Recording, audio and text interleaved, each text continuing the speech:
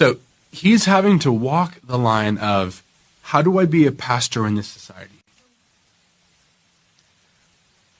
Boy, where do I even begin? Because if I was in those shoes, I have no idea. Most people do not know what to do. And respectfully, I'd say that's okay. But this guy lived an exemplary Christian life, even though a lot of people can get hung up about his neo-orthodoxy, which is a weird theological systematic, which I'm one of those. But that guy was an unbelievably faithful Christian. Obviously, Cost of Discipleship is one of his books. Strongly recommend, but I even greater encourage you read a biography of his, because he's a pretty incredible guy. But he had to walk the line of that very carefully. And so having to be a pastor within the confessing church, which, for those who didn't know, the Lutheran Church was a conformist church.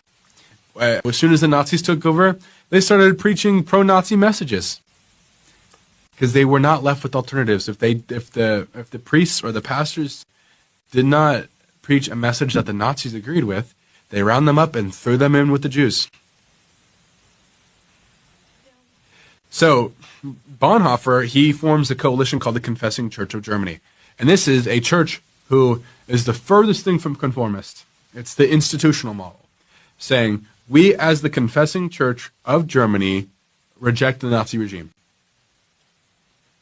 And so he becomes a extensive spear leader in this, a chief leader in this. In fact, he becomes one of the people who is involved with the plot to assassinate Hitler.